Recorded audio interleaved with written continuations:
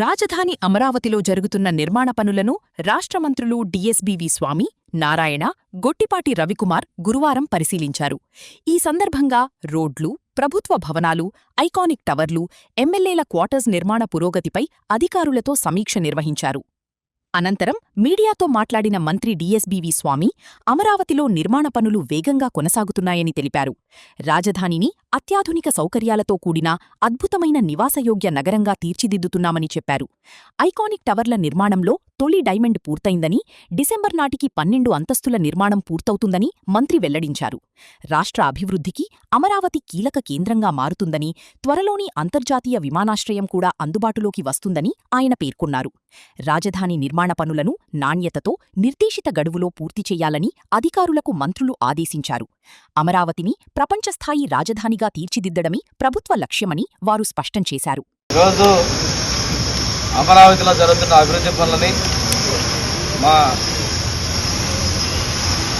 MP minister Narayana గారు, అదేవిధంగా energy minister Gottipati Ravi గారు, మిత్రుల శాసనసభ్యులు అశోక్ రెడ్డి గారు ఉదయం నుంచి జరుగుతున్న పనులు పరిశీలించడం జరిగింది. వాస్తవాలు ప్రజలకు తెలియజేయాల్సిన అవసరం కూడా ఉంది. ఈరోజు చూస్తా ఉంటే 14-19 మధ్యలో నేను చేసినటువంటి పనులు పూర్తి చేస్తున్నాం. ఇప్పుడు మనం ఇక్కడ మాట్లాడుతున్న ప్లేస్ వచ్చేసరి ఎమ్మెల్యే క్వార్టర్స్ అండి.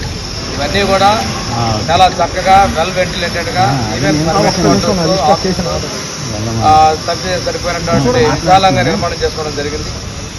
ఇది కూడా తొందరలోనే ఎమ్మెల్యేలకు కూడా నివాసానికి కూడా హ్యాండ్ ఓవర్ చేసేటువంటి పరిస్థితులు ఉన్నాయండి. వీటితో పాటు ముందుగా ministers, IAS quarters, judicial quarters కూడా పరిశీలించడం జరిగింది. అద్భుతంగా భవిష్యత్తును దృష్టిలో పెట్టుకొని ప్రపంచంలో ఉన్నటువంటి ఏ నగరానికి తీసుకునే విధంగా ఒక అద్భుతమైన రాజధాని నిర్మాణం చేస్తా ఉన్నారు. ముందుగా రాజధానికి భూములు ఇచ్చినటువంటి రైతులందరికీ కూడా నేను ధన్యవాదాలు తెలియజేసుకుంటున్నాను. వారి త్యాగాల ఫలితంగా ఈరోజు అద్భుతమైన రాజధాని నిర్మాణం చేసుకుంటున్నాం. గత 5 ఏళ్లలో కనుక ఈ నిర్మాణాలు పూర్తి చేసుకున్నట్టయితే మా యొక్క ఏ ఉద్దేశం ఉందో ఆ ఉద్దేశం నెరవేరుండేది. లేకపోగా రైతుల మధ్య చిచ్చు పెట్టడం, ఇంకా కూడా 3 ముక్కల రాజధాని మాట్లాడటం, అది అయిపోయిన తర్వాత మావిగన్ అంటాం, రకరకాలుగా వాళ్ళ యొక్క దీన్ని అంగీకరించే పరిస్థితుల్లో విపక్షం ఉండటం చాలా దుర్మార్గం. కంప్లీట్ ఏ విధంగా ఉన్నాయి అంటే మేము మీడియాలో చూస్తున్న దానికన్నా వాస్తవంగా చూస్తుంటే అక్షర సత్యంగా కనిపిస్తా ఉన్నాయి. అద్భుతంగా పనిచేసినటువంటి శ్రామికులకి, కాంట్రాక్టర్లకు కూడా నేను ధన్యవాదాలు తెలియజేసుకుంటూ వేగవంతంగా సీఆర్డీని పరిగెత్తినటువంటి మంత్రి గారు నారాయణ గారికి, ముఖ్యమంత్రి గారు ప్రత్యేక శ్రద్ధ వస్తుంది. మన కుటుంబ సమేతంగా కూడా ఈ టవర్స్ అన్నింటినీ కూడా ముఖ్యమంత్రి గారు పరిశీలన చేసి ఎప్పటికప్పుడు సూచనలు ఇస్తున్నారు. ఇది సాధారణమైనటువంటి పౌరుల దగ్గర నుంచి, చిన్న ఉద్యోగి దగ్గర నుంచి అందరికీ కూడా నివాస ప్రాంతంగా ఉన్నటువంటి లివింగ్ సిటీగా ఉంది. ఇక్కడ అంతర్జాతీయ స్థాయిలో మనకు కావాల్సినటువంటి రిక్రియేషన్స్ కానీ సమీకరణ చేస్తా ఉన్నాం.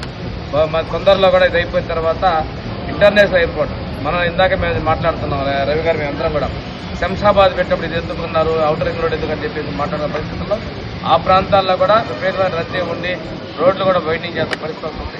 పరిశ్రమల దగ్గర నుంచి అన్నిటికీ కూడా విద్యా సంస్థలు కానీ, వైద్య సంస్థలు కానీ మనం ఏర్పాట్లు చేసుకుంటూ ఈ ప్రాంత అభివృద్ధికి చేసిన ముఖ్యమంత్రి ఏదైతే అమరావతిని పూజ చేశారో, ఈ అమరావతి ఈ రోజు అమరావతి మహానగరంగా రూపొందించుకోవచ్చు.